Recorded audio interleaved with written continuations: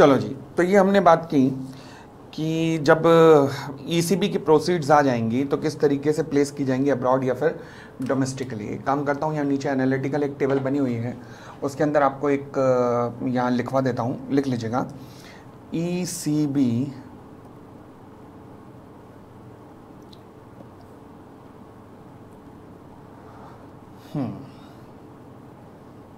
ECB for foreign currency exposure and for INR exposure, लो जी, till utilization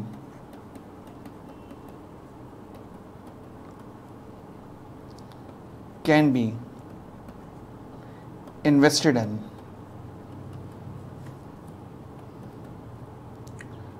AA minus rated securities ऑब्लिक T bill. Treasury bill एक तरीके के ना गवर्नमेंट के प्रॉमिसरी नोट होते हैं। अगेन गवर्नमेंट बैक सिक्योरिटी होती है जिसकी डूबने की संभावना नहीं होती। विद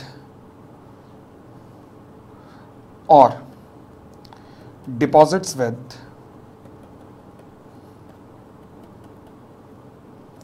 foreign branches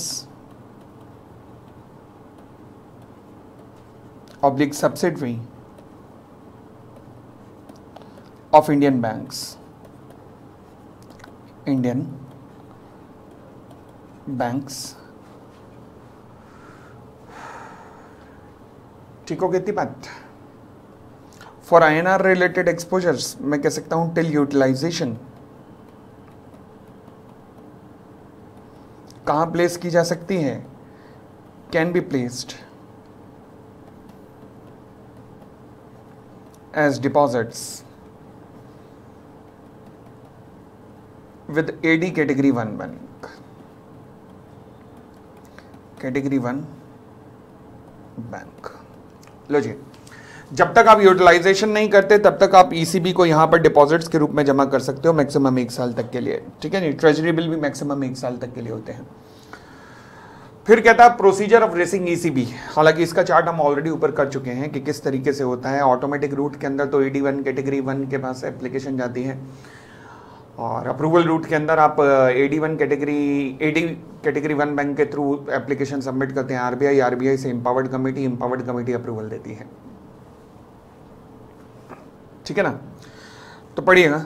कहता all ECBs can be raised under the automatic route if they conform to the parameter prescribed under this framework. तो जो पैरामीटर्स हैं $750 मिलियन तक मैक्सिमम ला सकते हो, ये वो जो भी पैरामीटर्स हैं उनका पालन कर लेते हो तो फिर आप ऑटोमेटिक रूट में आओ, कोई दिक्कत नहीं है। बट अप्रूवल रूट में द बोरोवर में approach the RBI with an application in the prescribe form क्या ECB for examination through AD category 1 bank.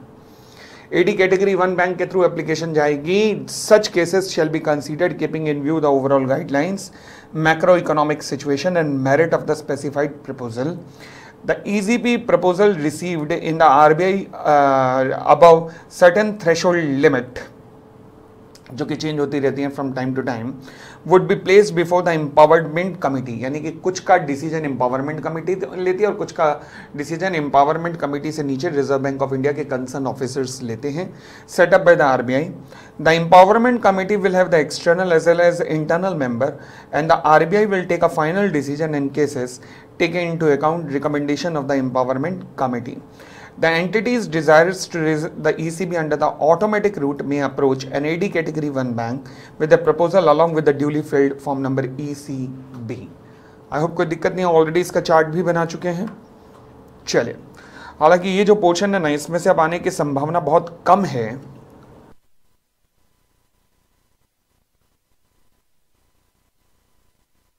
But फिर भी खासकर अगर आप इलेक्टिव लॉ वाले हो तो इसे जरूर देखना। इलेक्टिव लॉ वाले, मेन लॉ वालों को मैं कहूँगा बहुत ही कम ज़रूरत है यहाँ पर ज़्यादा दिमाग लगाने की, तो इसलिए बहुत ज़्यादा दिमाग नहीं लगाएंगे, एक बार हल्के हल्के से गो थ्रू करके जाएंगे। स्पेशली आगे कुछ अनट्रेसेबल एंटिटीज़ वगैरह आएगा वो खासकर बस इम्पॉर्टेंट हो सकता है। रिपोर्टिंग रिक्वायरमेंट, कहता है borrowing under the FCB framework are subject to certain following reporting requirement. क्या क्या है? Loan registration number. हर बोरोवर को ईसीबी लेने से पहले एक लोन रजिस्ट्रेशन नंबर ऑब्टेन करना पड़ेगा from the reserve bank. Any drawdown का मतलब होता है विड्रॉन। कोई भी विड्रॉ जो ईसीबी में आप करना चाहते हो वो केवल और केवल एलआरएन लेने के बाद ही पॉसिबल होगा। एलआरएन कैसे लिया जाता है? The borrower required to submit duly certified form number ECB जमा कराओगे in duplicate to AD category 1 bank. Form number ECB in duplicate to the AD category 1 bank आप जमा कराएंगे। उसके बाद एडी कैटेगरी 1 बैंक फॉरवर्ड करेगा एक कॉपी किसको? Director reserve bank of India, the department of statistics and information management. भाई बाप रे, ये कौन सा है? एक्चुअल में ना ये एक डिवीजन है, ईसीबी डिवीजन का एक ये डिपार्टमेंट है रिजर्व बैंक ऑफ इंडिया में, जिसे हम कहते हैं DSIM। BKC Bandra Kurla complex के अंदर है ये, मुंबई के अंदर। तो मतलब भैया होता ये है कि टू ऑब्टेन एलआरएन, ऑब्टेन करने के लिए जो बोरोवर होता है वो सबमिट करता है ECB form. Borrower submission of ECB form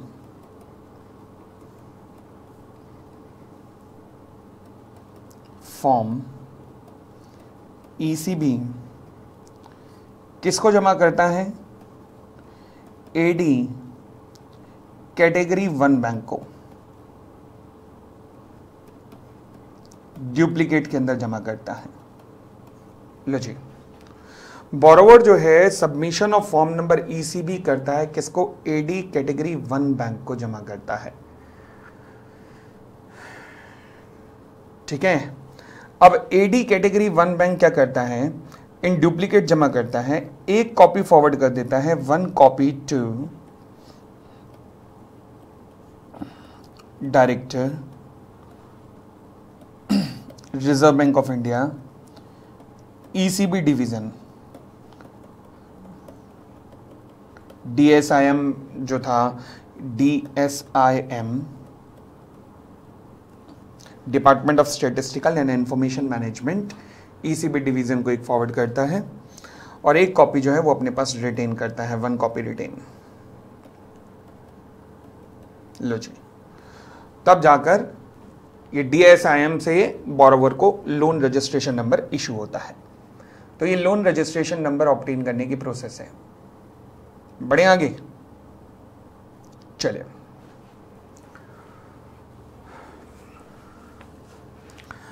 फिर कहता है जी changes in the terms and conditions of the ECB. Changes in the terms and conditions of the ECB. अगर ईसीबी में कोई भी टर्म्स एंड कंडीशंस आपकी चेंज हुई, से फॉर एग्जांपल अगर मान लीजिए बोरोवर और लेंडर के बीच में कोई एग्रीमेंट की टर्म्स चेंज हो गई, पहले 6 साल का था अब 7 साल का हो गया, कोई ऐसी टर्म चेंज हो गई, इंटरेस्ट रेट वगैरह पे डिस्कशन हुई, कम हो गया इंटरेस्ट रेट वगैरह, कुछ भी ऐसी, तो वो आपको इन्फॉर्म करना पड़ेगा। देखिएगा कहता है changes in ECB parameters in consonance with ECB norms. ECB की गाइडलाइंस के अनुसार ही रहना चाहिए। इन अकॉर्डेंस विद, इसका मतलब है एज पर,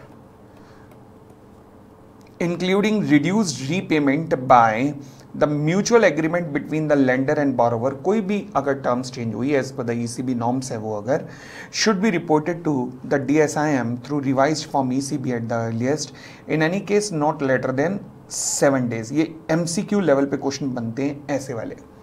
From the changes affected, while submitting revised form ECB, the changes should be specifically mentioned in the communication।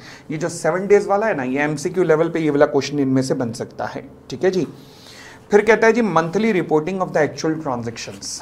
Monthly reporting of the actual transactions मतलब एक मंथ में बोरोवर ने जो भी ईसीबी से रिलेटेड विड्रॉ किया है या फिर अगर कोई रीपेमेंट किया है तो क्या कहता है? कहता है borrower are required to report actual ECB transactions. ECB transactions मतलब ड्रॉन, रीपेमेंट, मैंने आपको बताया था ना, ड्रोन जो है वो ट्रेंचे में होता है। ट्रेंचे मतलब छोटी छोटी ट्रेंचे, 3 करोड़ अब, 7 करोड़ अब, 20 करोड़ अब, 15 करोड़ अब, ऐसे ऐसे। तो इसलिए जो जो मंथ में हुई है ट्रांजेक्शन, ईसीबी फॉर्म नंबर 2 जाएगा। ध्यान रखना, ये एमसीक्यू के लिए इंपॉर्टेंट है बहुत ज़्यादा, मेन वालों तुम्हारे लिए भी। Through the AD category when bank on a monthly basis so as to reach the DSIM within 7 working days from the close of the month to which it relate. Changes if any in the ACB parameter should also be incorporated in form number ECB2 return. जो आप ECB2 भर रहे हो उसके अंदर अगर कोई change हुआ है तो वो भी भर देना। देखो ऊपर देखो अगर कोई भी चेंज हुआ तो आपने ECB फॉर रिटर्न भरा किसको, DSIM को विद इन 7 डेज। और फिर कहता है मंथली रिपोर्टिंग, अगर कोई ड्रॉ किया या फिर अब आपने रीपेमेंट की, कोई भी ट्रांजेक्शन ECB में अंदर अगर आपने की है तो उसकी रिपोर्टिंग भी आप करेंगे। ठीक है, चलिए बहुत सिंपल है ये, आज दिमाग लगाने वाली बात है नहीं। अच्छा 6.4 जो है मैं आपको होमवर्क में देता हूं, किनको, केवल इलेक्टिव वालों को, मेन वालों को पढ़ने की जरूरत नहीं है, ओनली फॉर इलेक्टिव। वैसे तो आप भी क्या पढ़ोगे इसे, कितने चार्जेस हैं अगर डिले हुआ तो, लेट सबमिशन फीस कितनी होगी, फॉर्मेलिटी के लिए बस लिखवा दिया कि कर लेना और कुछ नहीं है। हाँ ये इंपॉर्टेंट है, चाहे आप मेन वाले हैं या इलेक्टिव हैं, ये बहुत इंपॉर्टेंट है। Standard operating procedure for untraceable entity. Untraceable मतलब गुम गए, गुम गई एंटिटी, गुम गई, कहाँ गई पता ही नहीं लग रहा, ईसीबी का पैसा लिया निकला और पता ही नहीं लग रहा, और हम उसे ढूंढी जा रहे हैं, ढूंढते ढूंढते 2 साल हो गए, 2 साल। इसे कहते हैं अनट्रेसेबल एंटिटी, जो पिछले 2 साल से लापता है, 2 साल से लापता है।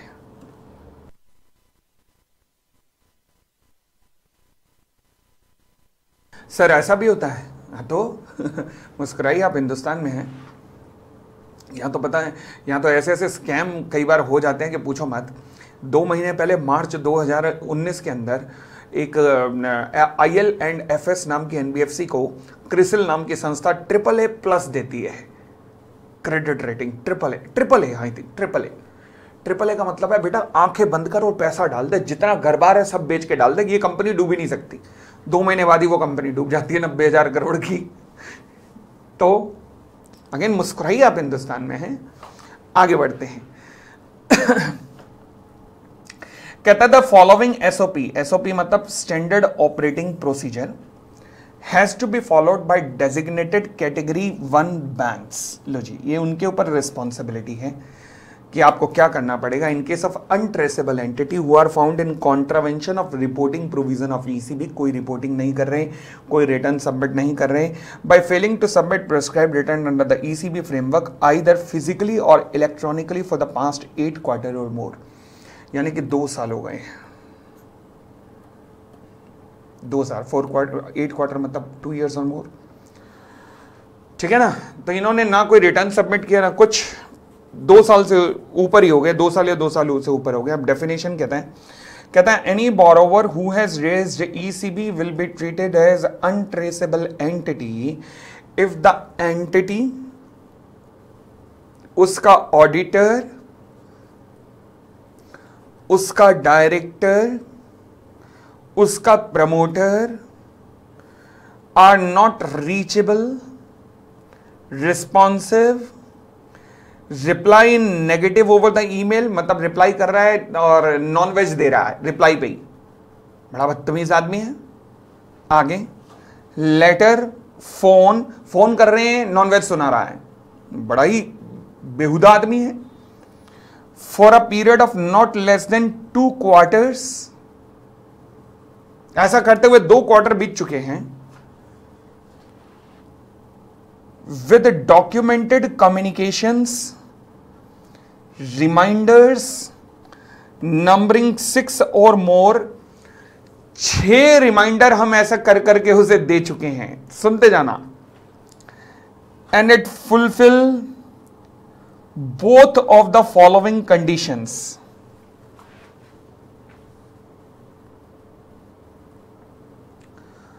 बाप रे, अभी भी कंडीशंस हैं, देखो जी, अनट्रेसेबल एंटिटी की, वो 2 साल पे लाएगा आपको।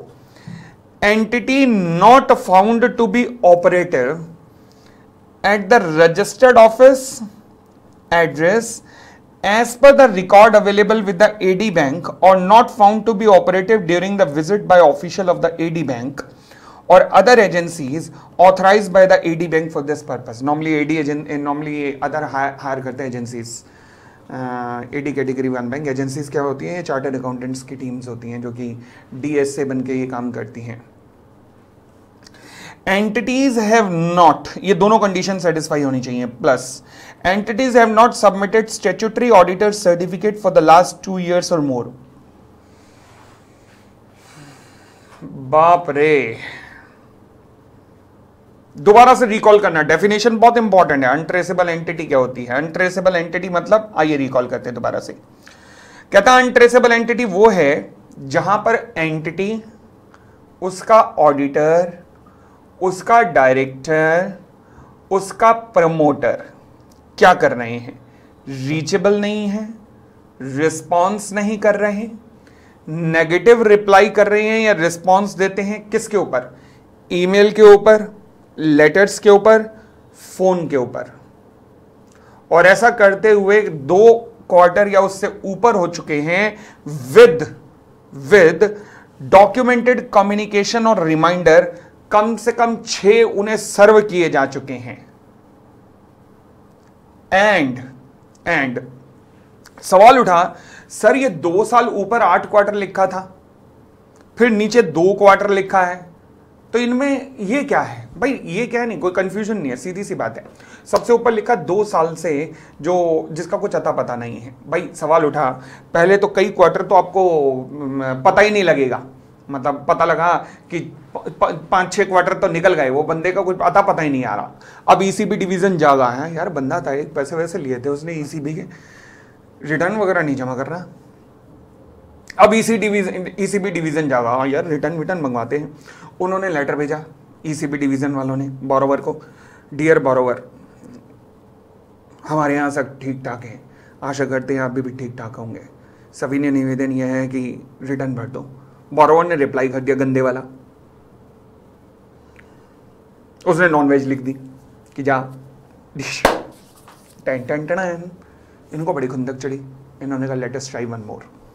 इन्होंने एक और लेटर लिखा, 2 क्वार्टर तक ये लेटर लिखते रहे, वो नॉनवेज देता रहा, ये लेटर लिखते रहे, वो नॉनवेज देता रहा। भाई साहब 4-5 क्वार्टर तो पहले निकल गए इंतजार में, फिर पता लगा इंतहा हो गई, इंतजार की आई ना कुछ खबर मेरे यार की, तो फिर इन्होंने लेटर लिखे तो नॉनवेज में रिप्लाई आ रहा है, तो फिर अब हो गए 2 साल, इतने में पूरे हो गए आपके, समझा ना, इतने में 2 साल पूरे हो गए।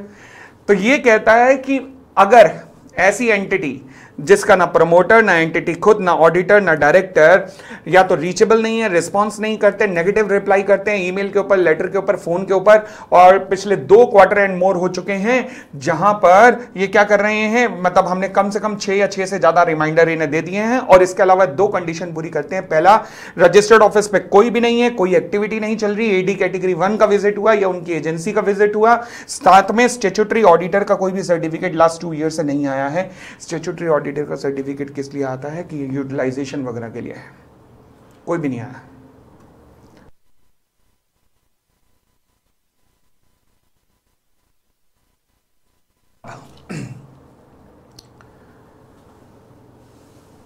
Following action are to be taken in respect of the untraceable entities. अब अनट्रेसेबल एंटिटीज के लिए क्या क्या एक्शन लिए जाएंगे, देखिएगा ये कहता है क्या क्या एक्शन लिए जाएंगे। पहला, the file revised form ECB if required and last form ECB to return without certifying from the company, वो मिली नहीं थी तो उससे सर्टिफिकेट कहां से लोगे, with untraceable entity return in bold on the top, the outstanding amount will be treated as return of from the external debt liability of the country but may be retained by the lender in its book for the recovery through judicial or non-judicial means। Lender फिर भी रख सकता है, वो कहेगा कि मेरे को कोर्ट का सहारा है, हाँ तुझे सहारा है बेटा, कोई दिक्कत नहीं, आ जा। तो फिर मतलब आप revise ECB form return file करके बता देंगे कि भैया ये एंटिटी अब नहीं मिल रही है। No fresh ECB application by the entity should be examined or process by the AD bank, AD category 1 bank. तो नॉर्मल है ना, वैसे तो लोन में डिफॉल्ट करता है उसी की एप्लीकेशन नहीं कंसिडर करते, तो यहाँ तो ईसीबी में तो इन्होंने बड़े लेवल का झटका दिया है विदेशियों को। The Directorate of Enforcement should be informed wherever any entity is designated as untraceable entity, ED की कार्यवाही चलेगी मनी लॉन्ड्रिंग वगैरह में, and no inward remittance or debt servicing will be permitted under the automatic route। लो जी लो, लो जी लो, लो जी लो, तो ये इनके खिलाफ action लिया जाएगा। सिंपल, आई थिंक कोई बहुत टेक्निकल मुद्दा नहीं है। आगे बढ़ते हैं, अब आगे वाला और भी आसान है। कहता है the powers delegated to AD category 1 bank to deal with the ECB cases. हाँ जी, एडी कैटेगरी 1 बैंक के पास क्या क्या पावर है ईसीबी के केसेस में डील करने की। चलिए जी देखना शुरू करते हैं। कहता है जी designated AD category 1 banks can approve any request from the borrower for changes in respect of ECB except for FCCB, FCEB, duly ensuring that change condition including change in the name of borrower, lender, transfer of ECB and any other parameter comply with the extant ECB norms। Already कर चुके हैं, already अगर आपको याद हो तो ऊपर अभी किया था आपने जब हम फॉर्म्स की चर्चा कर रहे थे, तो सवाल उठा सर यहाँ पे हम दोबारा क्यों कर रहे हैं, हम ऐसा क्यों कर रहे हैं दोबारा। भाई दोबारा इसलिए कर रहे हैं क्योंकि यहाँ पर वो बता रहा है कि powers of the authorise category 1 bank की है, मतलब एडी कैटेगरी 1 बैंक का पावर्स क्या है। यहाँ पर ऑलरेडी आप कर चुके हो, ठीक है ना। अब वो बता रहा है कि ये जो एडी कैटेगरी 1 बैंक है तो उसकी पावर्स क्या है ईसीबी के रिलेटेड में, तो वो बिल्कुल वही कभी रिपीट हो रहा और कुछ नहीं है। कहता है designated AD category 1 bank can approve any request from the borrower for changes in respect of the ECB, यानी कि एडी कैटेगरी 1 बैंक कोई भी चेंज की रिस्पेक्ट, फॉर एग्जांपल बोरोवर का नाम चेंज, लेंडर का नाम चेंज, ये सब वो कंसीडर करवा सकता है, एक्सेप्ट फॉर एफसीसीबी और एफसीईबी ड्यूली इंश्योरिंग दैट, ये ध्यान रखना ये चेंज करने की पावर इसमें इसके पास नहीं है, एफसीसीबी और एफसीईबी। तो ये कहाँ पर जाएगा, ये कहाँ पे जाएगा, वही आरबीआई के पास जाएगा, ठीक है ना। Duly ensuring that change condition जो है वो ईसीबी नॉर्म्स के अंडर रह रही हैं and are present with the lender. Further the following can also be undertaken under the automatic route. Change of the AD category 1 bank. The AD category 1 bank can be changed subject to obtaining no objection certificate from existing AD category 1 bank. बड़ी सीधी सी बात है, professional ethics के अंदर पढ़ते हो कि एक सीए चेंज करके दूसरे सीए के पास जा सकते हो। हाँ, अगर पहले वाला सीए नो ऑब्जेक्शन दे दे, बस वही है और क्या है। Cancellation of loan registration number. The designated AD category 1 bank may directly approach DSIM for cancellation of LRN for the ECB contracted, subject to ensuring that no drawdown against said LRN has taken place and the monthly ECB2 return till date in respect of the allotted RN has been submitted to DSIM। क्या मतलब है, पढ़िएगा जरा।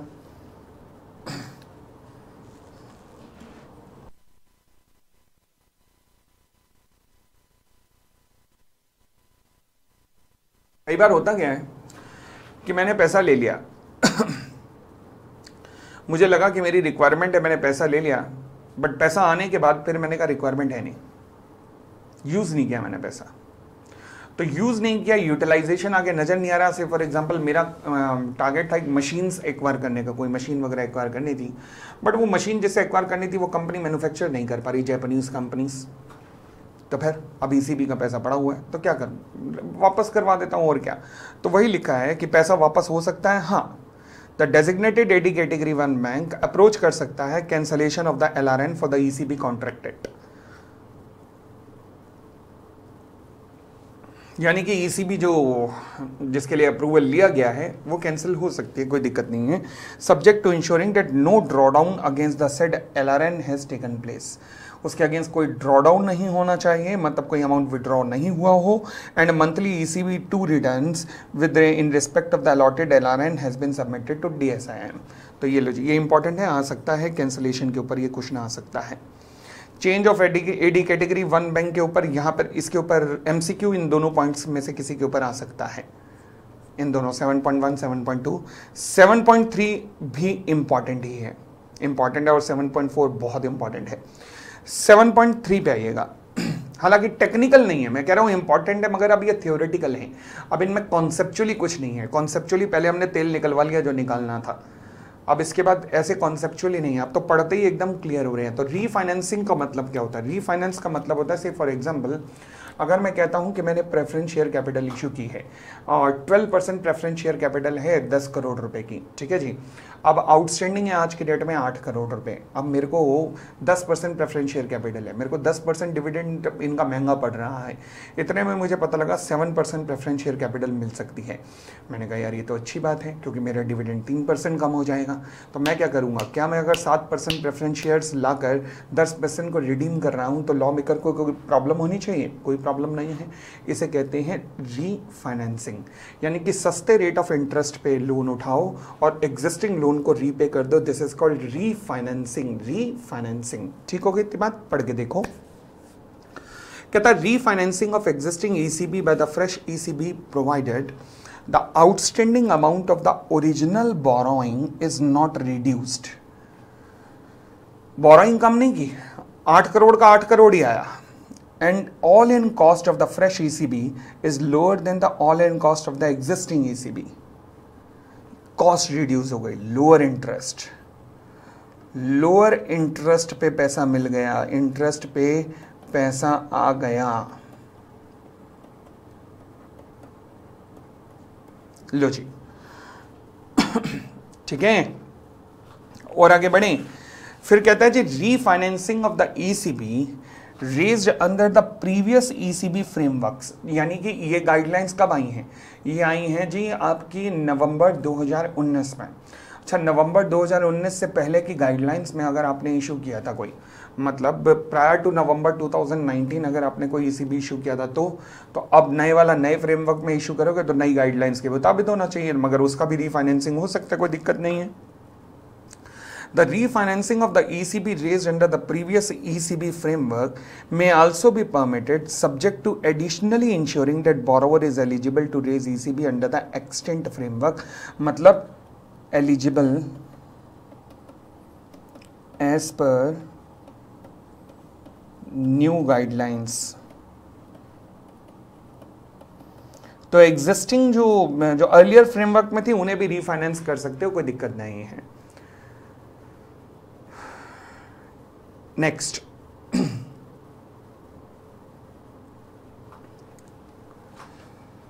कहता है raising of fresh ECB to part refinance the existing ECB is also permitted subject to same conditions. मतलब क्या है? कहता पार्ट में अगर फाइनेंस करवाना चाहते हो तो भी अलाउ है, कोई दिक्कत नहीं है। अच्छा, क्या ये हो सकता है कि मैंने कहा जी मैं 8 करोड़ मेरे 8 करोड़ के प्रेफरेंस शेयर पड़े थे, मैंने 5 करोड़ के फाइनेंस करवा लिए और 3 करोड़ पुराने वाले रहने दिए, 5 करोड़ का सस्ता लोन उठा लिया। हाँ, एक चीज का ध्यान रखना है बस, चाहे आप 8 करोड़ के 8 करोड़ नए ला रहे हो या 8 करोड़ के बदले में 5 करोड़ नए प्रेफरेंस शेयर ला रहे हो, एक चीज का ध्यान रखना है, पहला ओवरऑल कॉस्ट आपकी कम हो रही है तभी रीफाइनेंसिंग हो रही है। दूसरी चीज ये है कि आपका जो मैच्योरिटी पीरियड है ना, आउटस्टैंडिंग मैच्योरिटी, वो मैच्योरिटी पीरियड इंक्रीज नहीं होना चाहिए, मतलब maturity period shall not exceed. अच्छा, ये अगर एक्सीड हो गया तो क्या होगा? फिर ये रीफाइनेंसिंग नहीं कहलाती, फिर ये कहलाती है रीस्ट्रक्चरिंग। फिर ये रीस्ट्रक्चरिंग बन जाती है, मतलब ये डिफॉल्ट को रिप्रेजेंट करती है, ठीक है ना। तो 8 करोड़ के प्रेफरेंस शेयर के बदले में 8 करोड़ के प्रेफरेंस शेयर ले लो या 8 करोड़ के बदले में 5 करोड़ को रीफाइनेंस कर लो, चलेगा, मगर मैच्योरिटी पीरियड सेम रहना चाहिए। तो वही कहता है raising of fresh ECB to part refinance the existing ECB is also permitted subject to same condition, यानी कि आपका रेट इंटरेस्ट कम हो रहा हो प्लस मैच्योरिटी पीरियड वही का वही रहना चाहिए, ये ध्यान रखना।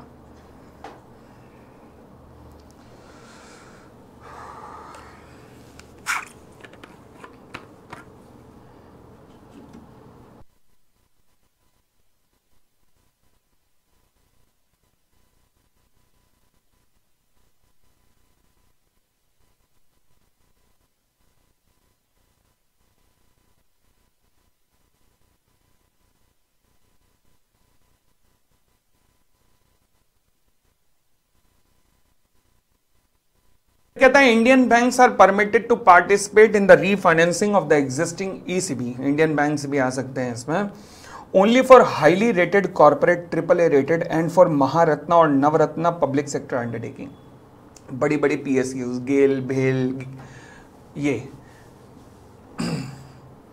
बीएचईएल हो गई, गेल हो गई, भेल हो गई, सेल हो गई, ये सब नवरत्न है। चलिए, ये है रीफाइनेंसिंग का कॉन्सेप्ट, अगेन पेपर में आ सकता है, अच्छा है कॉन्सेप्ट भी। फिर conversion of ECB into equity, अच्छा ईसीबी को आप इक्विटी में कन्वर्ट करना चाह रहे हैं, कब हो सकती है? कहता है the conversion of ECB including those which are matured but unpaid into equity is permitted subject to the following conditions। Important है जी, कौन कौन सी कंडीशन है? ये जो डॉक्यूमेंट है ना ईसीबी का, इसमें से आपको 4 से 6 नंबर का सवाल आएगा अगर आप मेन लॉ के हो, और अगर आप इलेक्टिव लॉ के हो तो इसके ऊपर आपको क्वेश्चन ज़्यादा का भी आ सकता है। मैं कह सकता हूँ आप यू कैन एक्सपेक्ट 25 नंबर का आपका एक क्वेश्चन आता है, तो यू कैन एक्सपेक्ट कि लगभग 12-15 नंबर का इस पे आ सकता है अगर उसने पकड़ा, या ये भी हो सकता है कि ना भी आए। इलेक्टिव वाले में चांसेस शंकी पेंकी हैं, मेन लॉ वाले में 4 से 6 नंबर कंफर्म है। आगे कहता है the activity of the borrowing company is covered under the, अच्छा ईसीबी क्या इक्विटी में कन्वर्ट हो सकती है? हाँ, which are matured but not paid, यानी कि अगर डिफॉल्ट हुआ, डेट इज डिफॉल्ट हो गया तब ये होगा, डिफॉल्ट हुआ तब ये होगा। अदरवाइज अगर हम कहें कंपल्सरी कन्वर्टेबल इंस्ट्रूमेंट जो है वो तो यहाँ नहीं आते, क्योंकि वो तो एफडीआई एफपीआई पॉलिसी में कवर्ड हो जाते हैं, बट ईसीबी में अब डिफॉल्ट हुआ तो हम क्या करें? तो कुछ ना कुछ तो फायदा देना पड़ेगा ना लेंडर्स को, तो इसलिए इक्विटी में ऑप्शंस कन्वर्ट करने का ऑप्शन देके उन्हें थोड़ी मैनेजमेंट राइट दिए जा सकते हैं। हाँ, तो फिर कैसे? Subject to the following condition. पहला, the activity of the borrowing company is covered under the automatic route for FDI or government approval is received wherever applicable for foreign equity participation as per the extent FDI policy। यानी कि company automatic route के अंदर cover होनी चाहिए for FDI. अब FDI का भी एक ऑटोमेटिक रूट होता है, और जहां पर बोरोइंग कंपनी वहां पर कवर हो रही है FDI policy, foreign direct investment policy. क्योंकि आप क्या कर रहे हो, अब आप इक्विटी शेयर होल्डर बन के कोई पोर्टफोलियो इन्वेस्टमेंट एंजॉय नहीं करोगे, बल्कि आप कंपनी में management right, take over rights की संभावना आपकी रहेगी। तो इसलिए एफडीआई पॉलिसी के अंतर्गत कंपनी कवर होनी चाहिए ऑटोमेटिक रूट के थ्रू, और ये भी हमारे सिलेबस में है। और the government approval is received where applicable for foreign direct participation as per the FDI policy. तो यानी कि आपको एफडीआई पॉलिसी का पालन करना पड़ेगा। एफडीआई पॉलिसी में भी ऑटोमेटिक रूट और अप्रूवल रूट होता है, तो उन दोनों में आपने जो भी है वो ऑटोमेटिक रूट है तो वहां पे फॉल कर रहे हो, नहीं तो गवर्नमेंट की अप्रूवल लो। यानी कि either the company fall in automatic route or else approval of government has been obtained as per FDI policy। ठीक है, next the conversion which should be with the lender's consent and without any additional cost should not result in contravention of eligibility and breach of applicable sector cap on the foreign equity holding under FDI policy। FDI के अंदर हर sector के अंदर एक certain guidelines होती है कि इस sector में, टेक्सटाइल सेक्टर में इससे ज्यादा एफडीआई नहीं लेने देंगे। अदरवाइज हमारी इस पूरी की पूरी टेक्सटाइल इंडस्ट्री जो गुलाम हो जाएगी विदेशों की। स्टील सेक्टर में इससे ज़्यादा नहीं है, अदरवाइज वो फिर गुलाम हो जाएंगे। तो इसलिए इंडस्ट्रियल कैप जो है उसका ध्यान रखना है। मतलब आप इक्विटी में कन्वर्ट कर सकते हो सब्जेक्ट टू ये गाइडलाइंस कि इतने तक कन्वर्ट कर सकते हो, तो फिर lenders consent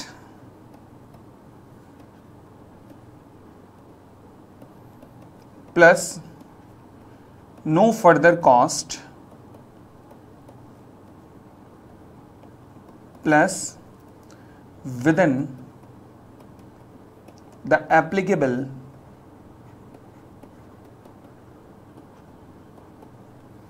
sector cap, within the applicable sector cap। तो सेक्टर कैप का ध्यान रखना है, लेंडर की कंसेंट चाहिए, नो फर्दर कॉस्ट, इन चीजों का ध्यान रखना है। सेक्टर कैप किस पे है? As per the FDI policy of India, as per FDI policy.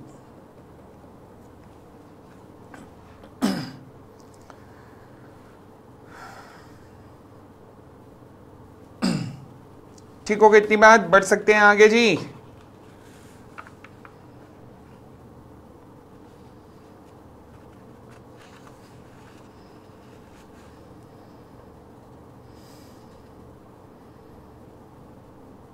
चलो जी और आगे बढ़ते हैं। क्या कहता है?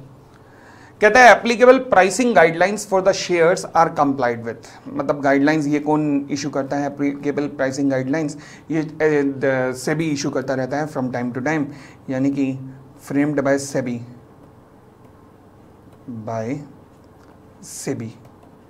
ये सेबी गाइडलाइंस है इसके ऊपर, issue of the capital and disclosure requirement के अंदर। Next, in case of partial or full conversion of ECB into equity, the reporting of the RBI will be as under। अब रिपोर्टिंग की बात कर रहा है। पहला कहता है फॉर द पार्शियल कन्वर्जन, मतलब पूरा कन्वर्जन नहीं हुआ, ये किसी भी रीजन से, शायद एफडीआई कैप इंक्रीज हो रहा था उस वजह से, या किसी भी रीजन से अगर नहीं हुआ, तो फिर क्या कहता है? The converted portion is to be reported in form number FCGPR prescribe for reporting of FDI. ये एफडीआई का फॉर्म है। flow while monthly reporting to DSIM in form number ECB2 return shall be with suitable remark that is ECB partially converted to equity। क्योंकि जब भी कोई आप utilisation वगैरह करते हो तो DSIM को ECB2 रिपोर्ट करते हो ना, तो ये आपको देना पड़ेगा। Full conversion the entire portion to be reported to FCGPR while reporting to DSIM in form number ECB2 return shall be done with the remark ECB fully converted to equity। Subsequently filing of ECB2 return is not required। क्योंकि सारा convert हो चुका है तो अब ECB2 return file करने का फायदा ही क्या?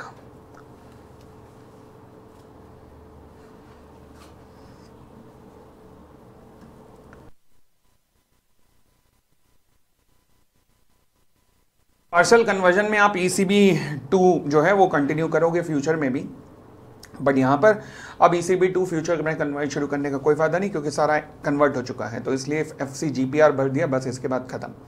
ये फॉर्म पूछ सकता है अगेन MCQ के अंदर। नेक्स्ट, फिर कहता है conversion of ECB into equity in phases reporting through form number GCGPR FCGPR and ECB2 return will also be in phases. यानी कि अगर कन्वर्जन फेजेस में हो रहा है तो फॉर्म भी फेजेस में जमा होंगे। मैं कह सकता हूं if conversion in phases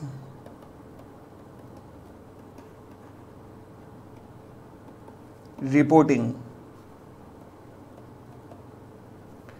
shall also be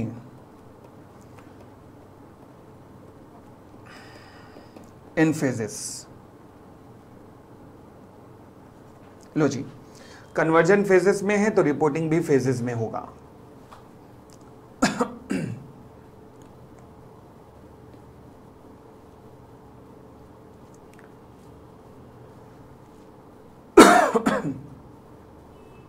आगे बढ़ते हैं।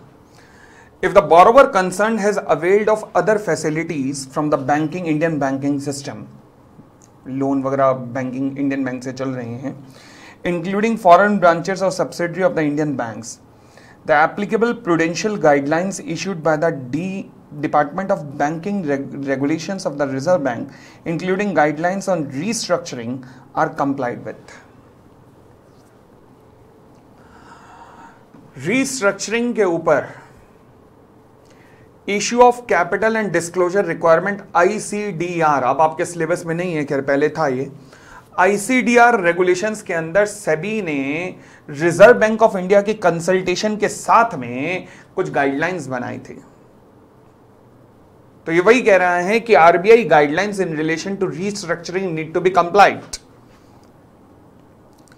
RBI guidelines in relation to restructuring of loan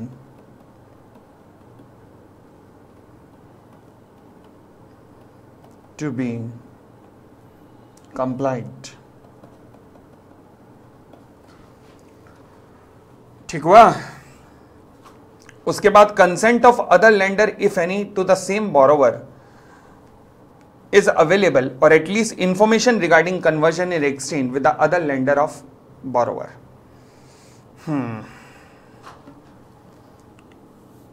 यानी कि या तो आपको कंसेंट अदर लेंडर्स की लेनी पड़ेगी या फिर उनको इंफॉर्मेशन देनी पड़ेगी regarding conversion is exchange with the other lenders.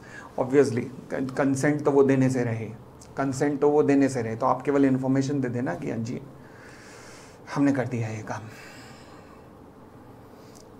अब आगे बढ़िएगा। For conversion of ECB dues into equity the exchange rate India के शेयर्स कंपनीज के रुपीस में होंगे। ईसीबी आपने लिया था, फॉरेन करेंसी में डिनोमिनेटेड था, अब आप कन्वर्ट करोगे पहले इंडियन रुपीस में, फिर शेयर्स लोगे। अच्छा, फिर the exchange rate prevailing on the date of agreement between the parties concerned for such conversion or any lesser rate can be applied with the mutual agreement with the ECB lender।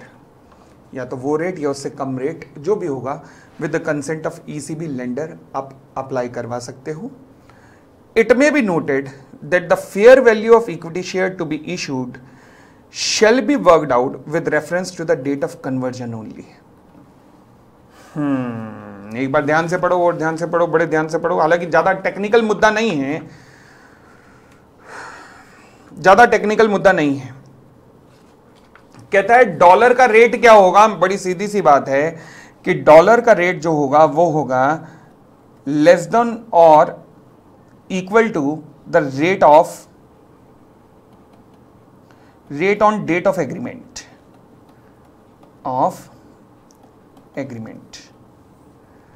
अच्छा, equity share की fair value कितनी consider की जाएगी? कहता है with reference to date of conversion only वो कंसीडर की जाएगी। It may be noted that fair value of equity share to be issued shall be worked out with reference to the date of conversion only. मतलब क्या है?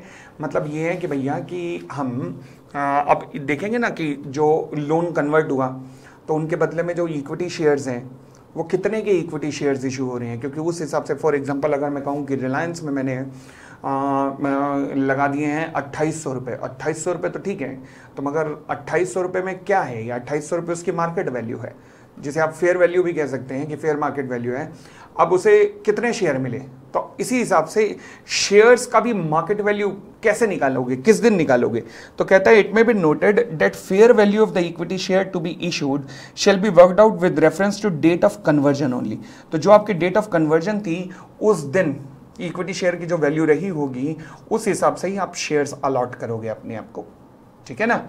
चले, तो ये हमारा खत्म होता है जब आप ईसीबी की बात कर रहा हूं मैं, कि जब ईसीबी कन्वर्ट होती है किसमें? इक्विटी शेयर्स में। ओके, फिर आता है जी सिक्योरिटी फॉर रेजिंग ईसीबी। बस अब थोड़ा सा ही है, ज़्यादा नहीं है, बस खत्म होने वाला है, खत्म हो गया, लगभग खत्म ही हो गया ये तो।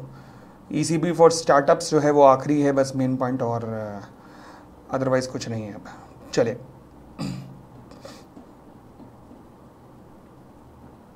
पढ़िएगा, सिक्योरिटीज पे आते हैं। सिक्योरिटी कहता है जी AD category 1 bank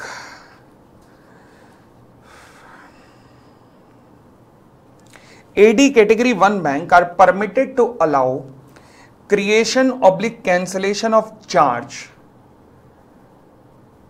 on the immovable property, movable property, financial security and issue of the corporate and/or personal guarantees in favor of overseas lender/security trustee to secure the ECB to be raised by the borrower subject to satisfying themselves that. दोबारा पढ़िएगा, AD category 1 bank allow कर सकता है, यानी कि जब आप ECB raise करोगे तो बदले में चार्ज क्रिएट हो सकता है on the immovable assets, on the movable assets, on the financial security, on the issue of the corporate guarantee और personal guarantee in favour of the overseas lender to secure the ECB. तो मतलब charge may be created, charge may be created over immovable oblique movable, फिर उसके बाद securities shares वगैरह पे भी रखा जा सकता है charge, corporate guarantee, personal guarantee, इन सब के ऊपर चार्ज में भी क्रिएटेड, चार्ज में भी क्रिएटेड। ठीक है जी। Subject to satisfying themselves that, subject to satisfying themselves that क्या?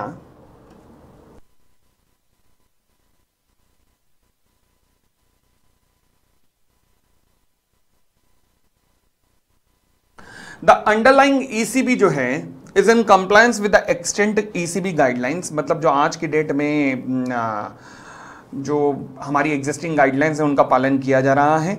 Second, there exist a security clause in the loan agreement requiring the ECB borrower to create or cancel the charge in favor of overseas lender, security trustee on immovable, movable financial asset or issuance of corporate or personal guarantee। Loan agreement में clause है तभी AD category 1 ये काम करेगा, यानी कि ये charge create करवाएगा एडी कैटेगरी 1 बैंक। ठीक है। And no objection certificate as applicable from the existing lender in India has been obtained in case of creation of charge. Sir वो ढक्कन है हमारे एग्जिस्टिंग लेंडर जो कि इसको नो ऑब्जेक्शन दे देंगे। मैं कैसा तो दे सकते हैं, फॉर एग्जांपल एक्सिस बैंक, ये एग्जिस्टिंग लेंडर है, लोन दिया हुआ है 10 करोड़ का, प्रॉपर्टी दी हुई है, प्रॉपर्टी चार्ज्ड है इसके पास 100 करोड़ रुपए की, तो इसे एनओसी देने में क्या दिक्कत है? It can issue NOC, no objection certificate इसे देने में क्या दिक्कत है? कि नो ऑब्जेक्शन सर्टिफिकेट का मतलब होता है कि मैं आपके साथ ये सिक्योरिटी शेयर करने को तैयार हूं। अगर कंपनी के पास और कोई सिक्योरिटी नहीं है तो एग्जिस्टिंग लेंडर कह सकता है, बट अगर एग्जिस्टिंग लेंडर का इंटरेस्ट प्रभावित हो रहा है तो वो नहीं देगा नो ऑब्जेक्शन, फिर फ्रेश सिक्योरिटी देनी पड़ेगी कंपनी को। आगे कहता है once the aforesaid stipulations are met the AD category 1 bank may permit creation of charge on the immovable, movable financial security and issues of the corporate and personal guarantee during the currency of ECB with the security co-terminating with the underlying ECB subject to the following। लो जी, अब कुछ FEMA के नियम सामने आएंगे, FEMA के नियमों का पालन करना होगा। वो क्या? किसे फॉर एग्जांपल अगर मान लीजिए डिफॉल्ट हुआ तो प्रॉपर्टी बेचनी पड़ेगी, प्रॉपर्टी बेच के पैसा कहाँ जाएगा अभी देखते हैं। कहते हैं once the aforesaid stipulation are met the AD category 1 bank may permit creation of charge on the immovable, movable financial security, corporate guarantee, personal guarantee during the currency of ECB and with the security को terminating with the underlying ECB. मतलब जैसे ही ECB खत्म होगी securities खत्म, मतलब ECB खत्म, security खत्म, security खत्म। इस वर्ड की खैर जरूरत नहीं है, आप इसे हटाना भी चाहो तो हटा सकते हो, वैसे इसकी जरूरत नहीं है। सब्जेक्ट टू द फॉलोइंग, अब ये ध्यान रखना, सब्जेक्ट टू फॉलोइंग। पहला creation of charge on the immovable property, अब इसकी बात करता हूं। The arrangement shall be subject to the following. Immovable property, भाई साहब फेमा के नियम आ रहेंगे। Such security shall be subject to the provision contained in the foreign exchange management as amended from time to time. अब ये क्या कहता है? इंपॉर्टेंट है अगेन। सर आप हर चीज इंपॉर्टेंट किया जा रहे हो, मैं क्या करूं भाई? इंपॉर्टेंट डॉक्यूमेंट है, क्या करूं? कहता है the permission should not be construed as a permission to acquire immovable property in India by the overseas lender. Oh my God, तो क्या ओवरसीज लेंडर इस इमूवेबल प्रॉपर्टी को खुद एक्वायर कर सकता है? नहीं, क्योंकि immovable property person resident outside India को हम एक्वायर करने का अधिकार नहीं देते हैं। इलेक्टिव लॉ वाले जानते हैं, मेन लॉ वालों के सिलेबस में इमूवेबल प्रॉपर्टी के नियम अब नहीं रहे, तो इसलिए वो सुन लें। हम PROI को ये अधिकार नहीं दे सकते कि आप आकर इंडिया में प्रॉपर्टियां खरीद लो, हम ये अधिकार आपको नहीं देते, केवल रेयर केसेस में देते हैं। दूसरी बात, अगर आप इस प्रॉपर्टी को बेचना ही आपके पास ऑप्शन है, अच्छा बेचा अब आपने, तो क्या करोगे? In the event of enforcement और इन्वोकेशन ऑफ द चार्ज, मतलब प्रॉपर्टी को बेचा, प्रॉपर्टी बेच दी, तो अब क्या होगा?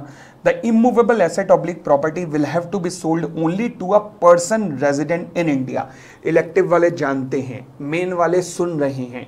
जब भी इमूवेबल प्रॉपर्टी को आप बेचोगे फॉरेन लेंडर, तो केवल पर्सन रेजिडेंट इन इंडिया को ही बेचोगे। And sale proceeds shall be repatriated to liquidate the outstanding ECB। जो भी जो सेल आई है वो केवल ECB को सेट ऑफ करने में जाएगी। आप सेल प्रोसीड्स को बाकी विदेशों में नहीं ले जा सकते अपनी। आपका पैसा मिल गया, बाकी आप नहीं ले जा सकते, ठीक है ना। आगे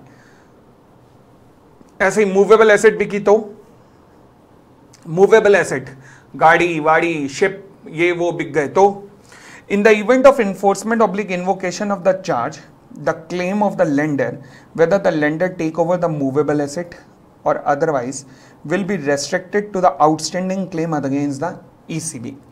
The encumbered movable asset may also be taken out of the country। इनमें कोई दिक्कत नहीं है। फॉर एग्जाम्पल प्राइवेट जेट था आपके पास, आप ले जा सकते हो out of India, subject to no objection certificate from the domestic lender if any. यानी कि डोमेस्टिक लेंडर का कोई चार्ज नहीं होना चाहिए, मतलब उसका कोई चार्ज ना हो, कोई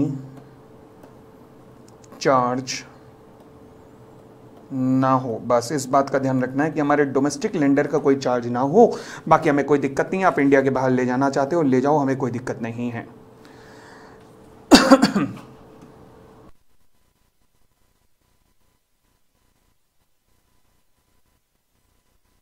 प्रॉपर्टी तो इंडिया से बाहर ले जा नहीं सकते। चल यार, ये अंबानी साहब का एंटीलिया उठा के बाहर चलते हैं, विदेशों में ऐसा तो हो ही नहीं सकता। उन्हें बेचोगे, बेचने के बाद ECB बस अपनी पे करो, बस चुपचाप बैठ जाओ, और कुछ नहीं कर सकते। बेचोगे भी PROI को नहीं, ये इमूवेबल प्रॉपर्टी ले जा सकते हो। Creation of charge over financial securities, for example shares वगैरह, तो कहता है the arrangement may be permitted subject to the following. जब शेयर्स वगैरह की बात आती है तो पहला, शेयर्स वगैरह ना जनरली प्लेज किए जाते हैं। प्लेज का मतलब क्या होता है? वो है नहीं, वो अक्षय कुमार का कौन सा गाना है, घर में पड़ा हो सोना तो काहे का रोना। मतलब क्या, घर में पड़ा हो तो रोना नहीं आता, सोना पड़ा हो तो रोना नहीं आता? नहीं, वो कहता है घर में सोना पड़ा हो तो जब भी जरूरत हो तो सोना बैंक के पास रखवाओ और पैसे ले आओ। सोना कहाँ है? बैंक के पास। सोना मूवेबल एसेट है, किसके पास गई? बैंक के पास, बदले में लोन लिया, इसे कहते हैं प्लेज करवाया, किसी एसेट को प्लेज करवाया, ठीक है। तो शेयर्स भी जनरली प्लेज होते हैं। तो कहता है pledge of shares of the borrowing company held by the promoters as well as in the domestic associate companies of the borrower is permitted। अच्छा, pledge on other financial securities namely bonds, debentures, government securities, government saving certificate, deposit receipt of security, UTI or of any mutual fund standing in the name of EC borrower promoter is also permitted। तो क्या क्या pledge permitted है? बहुत अच्छी चीज़ बताई हुई है। कहता है प्रमोटर के शेयर आप गिरवी रखवा सकते हो। जनरली एक सबसे ज़्यादा यूज़ किए जाने वाला सिक्योरिटी है कि जहाँ प्रमोटर्स अपने शेयर गिरवी रखवाते हैं। फॉर एग्जांपल, अगर अब मैं सत्यम रामलिंगम राजू की बात करूँ तो उन साहब ने क्या किया था, 70% 68% शेयर थे, 66% उनकी प्रमोटर्स के शेयर गिरवी थे, प्लेज थे, ठीक है ना। तो आगे कहता है प्रमोटर्स के शेयर जो कि बोरोइंग कंपनी के अंदर हैं और या फिर as well as in the domestic associate companies में हैं, वो आप प्लेज करवा सकते हो। इसके अलावा गवर्नमेंट सिक्योरिटीज़ जो कंपनी के पास, बोरोवर के पास हैं, उनको भी आप प्लेज करवा सकते हो, कोई दिक्कत नहीं है। ये सेफ सिक्योरिटी है। प्रमोटर्स के शेयर इसलिए क्योंकि प्रमोटर के शेयर्स अगर प्रमोटर्स ने अगर गलत किया तो पूरा टेक ओवर हो जाएगी कंपनी। आगे second, In addition, security interest over all the current and future loan assets.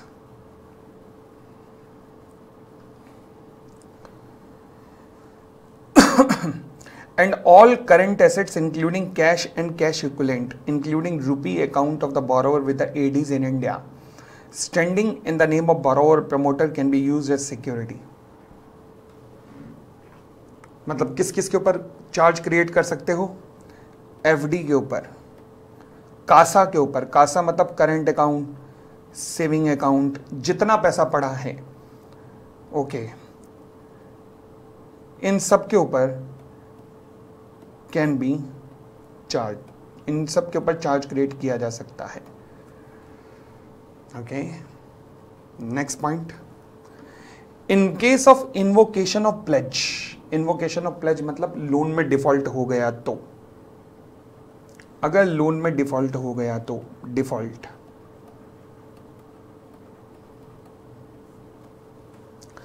The transfer of financial securities shall be in accordance with the FDI. क्यों? क्योंकि अब देखो जी, टेक ओवर हो सकता है, तो एफडीआई और FII, foreign institutional investment policy, including the provision relating to sectoral cap and pricing as applicable read with the foreign exchange management regulation as amended from time to time. ये आपके syllabus में है नहीं, फिर again SEBI के पास जाना पड़ता है प्राइसिंग वगैरह के लिए।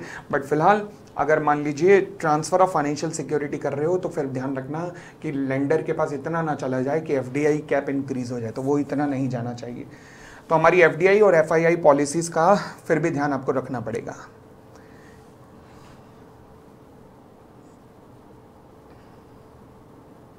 चले जी, फिर हम आते हैं, अपन लोग आते हैं issue of the corporate and personal guarantee. Issue of the corporate और पर्सनल गारंटी, ये क्या कहता है? क्या कॉर्पोरेट गारंटी इशू कर सकते हो? कॉर्पोरेट गारंटी का मतलब फॉर एग्जांपल मान लीजिए रिलायंस इंडस्ट्रीज एक सिस्टर कंसर्न खोली, सब्सिडरी खोली रिलायंस जियो, रिलायंस जियो बैंकों के पास गई, बैंक ने कहा भी जाना, बैलेंस शीट देख, यहाँ भी जीरो वहाँ भी जीरो, जा अपने बाप की गारंटी ले गया। रिलायंस जियो रिलायंस इंडस्ट्री के पास पहुंची, रिलायंस इंडस्ट्रीज ने बैंकों का कहा मेरी गारंटी है, दो मेरे पुत्र को लोन।